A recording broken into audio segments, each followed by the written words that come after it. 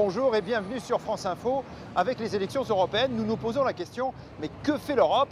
Aujourd'hui, le Parlement européen a-t-il du pouvoir?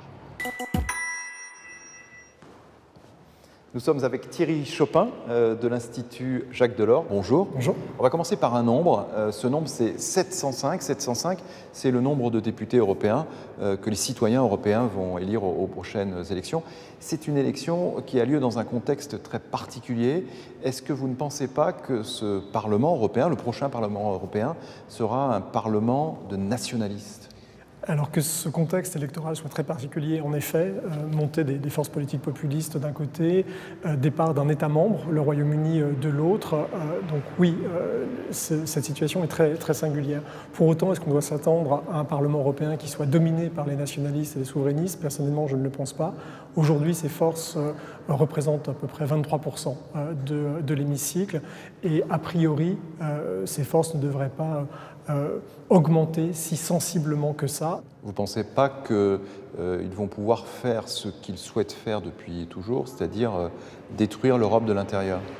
Alors ce qui est nouveau, en effet, c'est que ces forces politiques ne sont plus europhobes, elles sont fortement eurosceptiques, et donc elles vont essayer de l'intérieur de diffuser effectivement ce discours qui mine les principes fondamentaux sur la base desquels l'Union européenne repose. Alors à chaque élection européenne, il y a une chose qui demeure, c'est l'abstention qui est extrêmement importante. Et quand on demande aux gens pourquoi ils ne votent pas, souvent ils disent en fait parce qu'ils ne comprennent pas ce à quoi sert le Parlement européen. Est-ce qu'on peut rappeler quels sont ses pouvoirs ? Donc, les députés que les électeurs vont élire exercent trois grands types de fonctions. D'abord des fonctions législatives, et sur ce point, ce pouvoir a très fortement augmenté, s'est très fortement accru depuis l'entrée en vigueur du traité de Lisbonne.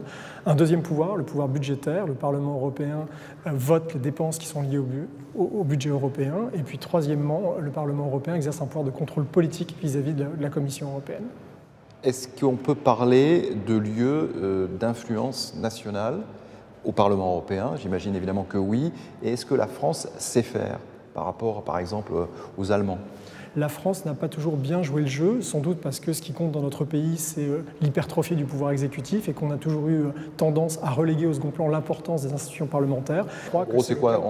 On envoie au Parlement européen des hommes ou des femmes politiques dont on ne veut plus à Paris?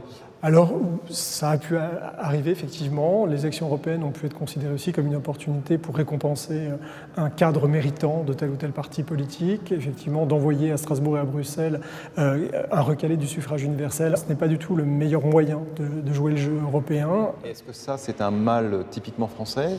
Oui. C'est très difficile de généraliser, mais en tout cas, quand on regarde les grands entre guillemets, pays membres de l'Union européenne, oui, la France est toujours singularisée en fait, par un certain nombre de problèmes à cet égard. Merci beaucoup Thierry Chopin. C'était « Mais que fait l'Europe ?» et c'est sur France Info.